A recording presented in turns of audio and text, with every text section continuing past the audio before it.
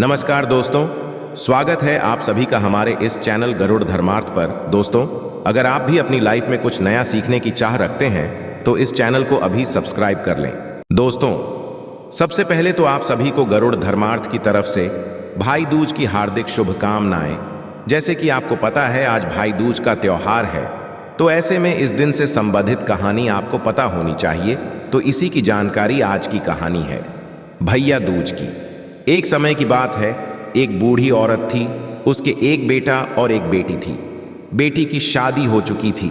एक दिन भाई दूज के त्योहार पर बेटे ने माँ से कहा कि वह बहन के घर जाना चाहता है। तो उसकी माँ ने कहा, हम बहुत गरीब हैं, तू अपनी बहन के क्या लेकर जाएगा, तू उसके घर क्या करेगा। किंतु बेटे के बहुत आग्रह करने पर उसकी बूढ़ी माँ ने उसे जाने की अनुमति दे दी। जब वह अपनी बहन से मिलने के लिए अपने घर से निकला तो रास्ते में उसे एक नदी मिली। तो नदी ने कहा, मैं तेरा काल हूं, मैं तुझे डुबाऊंगी। तब भाई ने कहा, मैं कई साल पश्चात अपनी बहन से मिलने जा रहा हूं, उससे मिलकर आने दो, फिर वापस आते वक्त तुम मुझे डूबा ना देना। ऐसा सुनकर नदी मान जाती है और उसे रास्ता दे देती है। भाई थोड़ा आगे बढ़ता है तो रास्ते में उसे एक सांप मिलता है। सांप कहता है, मैं तुझे डसूंगा। तब भाई कहता है, पहले मुझे अपनी बहन से मिलकर टीका लगवा लेने दो, फिर तुम मुझे डस लेना। फिर सर्प भी उसे रास्ता दे देता है। आगे जाते समय उसे जंगल में एक शेर मिलता है। शेर कहता है, मैं तुझे खाऊंगा। तो भाई उसे भी वही कहता है, मैं पहले अपनी बहन से तिलक करवा लूं, फिर लौटते वक्त तो मुझे खा लेना। शेर भी उसे रास्ता दे देता है। अब भाई अपनी बहन के घर पहुंच जाता है और वह अपनी बहन को आवाज लगाता है। बहन उस वक्त सूत काट रही होती है। तब उसका सूत बीच में ही टूट जाता है। ऐसी मान्यता कि यदि सूत काटते वक्त सूत बीच में टूट जाए तो जिस बहन की इकलौता भाई होता है वो जब तक सूत जुड़ नहीं जाता वो बोलती नहीं है। भाई की आवाज़ सुनकर जब बहन कोई जवाब नहीं देती तो उसका भाई घर के बाहर खड़ा सोचता है कि मैं बहुत गरीब हूँ, शायद इसलिए मेरी बहन मुझसे बात नहीं करना चाहती, मुझे यहाँ आना ही नहीं चाहिए था। ये सोचकर वो वापस जाने लगता है। इतने में बहन का सूत पुनः जुड़ जाता है। वह भाई को आवाज देती है और उसे बात ना करने का कारण बताती है और उसे प्यार से घर के अंदर ले जाती है और फिर जाकर अपनी पड़ोसन से पूछती है कि कोई जान से भी प्यारा मेहमान आए तो क्या करना चाहिए। पड़ोसन मजाक में कह देती कि तेल से चौका लगाना चाहिए और घी में चावल पकाने चाहिए। वो पड़ोसन का मजाक नहीं समझ पाती और ऐसा ही करती है। अब ना तो चौका सूखता है और ना ही चावल पकते हैं। इधर भाई को भूख लग रही होती है तो वह बहन से कहता है, बहन भूख लगी है, खाना परोसते। बहन कहती है, आज ना तो चौका सूख रहा है और ना ही सींच रहे हैं। भाई पूछता है कि तूने कैसा चौका लगाया है और चावल कैसे चढ़ाए हैं। बहन कहती है, मैंने पड़ोसन से पूछा था कि जान से प्यारा मेहमान आए तो क्या करना चाहिए। तो उसने कहा, तेल से चौका लगाना चाहिए और घी में चावल पकाने चाहिए। भाई बोला, अरे मेरी भोली बहन, कभी तेल का चौका सूखा है और कभी घी में पके हैं। तू ऐसा कर, पानी में चौका लगा और दूध में चावल पका।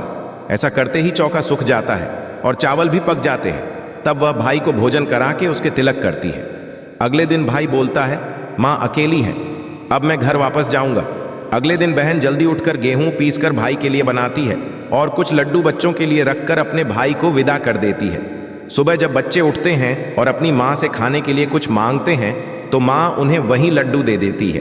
वह देखती है कि लड्डू तो हरे रंग के हो गए हैं। फिर वह चक्की में देखती है, उसमें गेहूं के साथ एक सांप भी पीस गया होता है। वह उन लड्डुओं को फेंक देती है और भाई के भागती है तो उसे रास्ते में पेड़ के नीचे अपना भाई लेटा हुआ दिखता है। वह उससे पूछती है, मैंने तुझे जो लड्डू दिए थे वो तूने खाए तो नहीं भाई। कहता है, मैंने वो लड्डू अभी तक नहीं खाए, वो इस पेड़ पर टंगे हैं। वो पेड़ से लड्डू उतारती है और गड्ढा करके उन लड्डुओं को वहीं गाड़ देती है और अपने को सारी बात बताती है। भाई कहता है, तूने मुझे एक बार तो मौत से बचा लिया, पर मैं अपने पीछे कियों को साई देकर आया हूं।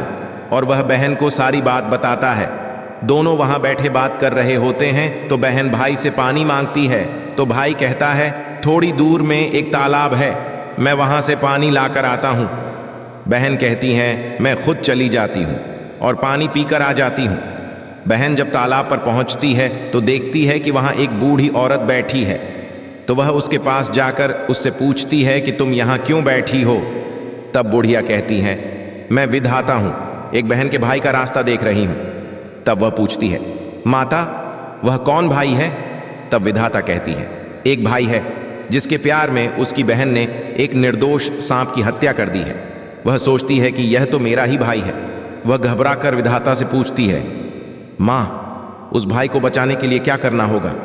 विधाता उसे कहती है कि उसकी एक बहन है, वह उसे गालियां दे और उसकी शादी होने तक यदि वो हर घात टाल देती है तो उसका भाई बचे। वो तुरंत अपने भाई के पास जाकर उसे कहती है कि मैं तुझे घर तक छोड़ने चलूंगी, पर रुक, मैं अभी आती हूं। फिर वह शेर के लिए मांस, सांप के लिए दूध और नदी के लिए ओढ़नी लेकर आती है और दोनों भाई बहन आगे बढ़ते हैं। रास्ते में उन्हें शेर मिलता है।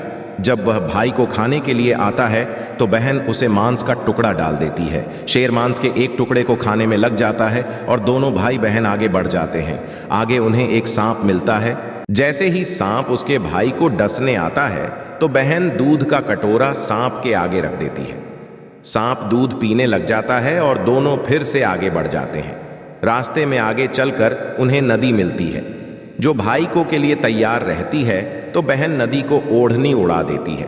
खुश होकर नदी उन्हें रास्ता दे देती है। अब दोनों भाई बहन अपने घर पहुंच जाते हैं। अपनी बेटी को देखकर माँ बहुत खुश हो जाती है, पर बहन उसी समय अपने भाई को गाली देने लगती है। तब माँ कहती है, इसको यहाँ क्यों ले आया? तब भाई कहता है, माँ बहन तो बहुत अच्छी थी, पता नहीं घर आते ही इसे क्या हो गया। थोड़े दिनों में उसके भाई का रिश्ता आता है तो सब कहते हैं, बहन पागल तो है, बुरी है, पर भाग्यवान है। जब ससुराल वाले सगाई के लिए मिठाई लाते हैं तो बहन कहती है, इसकी मिठाई क्यों लाते हो, पहले मेरी मिठाई लाओ। और वह अपने भाई को गालियां देने लगती है। सगाई शुरू हो जाती है तो वहां लग जाती है बहन को। तो पहले ही पता था कि उसके भाई की घात है और वह तुरंत ही आग बुझा देती है। शादी के हर कार्यक्रम में बहन अपने भाई के साथ ही रहती है। जब भाई की निकासी होने लगती है तो बहन बोलती है, अरे इसकी निकासी क्यों करते हो, पहले मेरी निकासी करो और इसे आगे के दरवाजे से मत लेकर जाओ, पीछे के दरवाजे लेकर जाओ। और इतना कहते ही आगे का दरवाज़ा टूटकर गिर जाता है। सब कहते हैं, भले ही बहन कलियां है पर बराबर भाई की जान बचा रही है। जब भाई फेरों में बैठता है तो बहन फिर उसे गालियां देने लगती है और कहती हैं, इसकी जगह मैं फेरों पर बैठूंगी।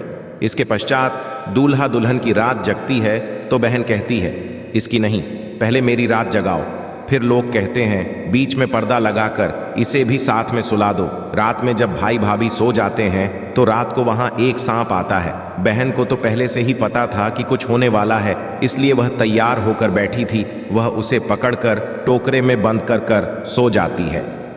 आज वह कई दिनों पश्चात निश्चिंत होकर सोती है। उधर उसकी माँ सोचती कि बेटी के उठने से पहले ही मेहमानों को विदा कर देती हूँ, वरना वह फिर से गालियां देकर शोर मचाएगी। बेटी उठकर देखती है तो घर में कोई भी मेहमान नहीं दिखता। वो माँ से पूछती है कि सब मेहमान कहाँ चले गए। माँ कहती हैं, मैंने सब मेहमानों को विदा कर दिया है। तब बेटी कहती है कि सब मेहमानों को फिर से बुलाओ, तभी मैं होंगी उसके कहे अनुसार। माँ सबको वापस बुलाती है। तब वह माँ से कहती है कि मैंने आज के दिन के लिए ही पालने में पूत और चूल्हे पर दूध छोड़कर अपना घर छोड़ा था और पागल होकर अपने भाई को बुरा भला बोलकर इसकी साथ घास टाली थी। मैंने इसे बचाने के लिए ऐसा किया था। यह सुनकर माँ और उसका भाई बहुत खुश हो जाते हैं और उसे करते हैं और फिर सभी मेहमानों को भी विदा कर देते हैं। दोस्तों, सभी बहनें अपनी भाई की लंबी उम्र की कामना करते हुए भाई दूज के दिन अपने भाई को तिलक करती हैं और उनकी खुशहाली की कामना करती हैं। तो यह थी आज की खास जानकारी। आशा है कि आज की इस प्रस्तुति में बताई गई जानकारी आपको अच्छे से समझ आ गई होगी। वीडियो अच्छा लगा हो तो एक लाइक अवश्य कर दें। धन्यवाद वीडियो के अंत तक बने रहने के लिए।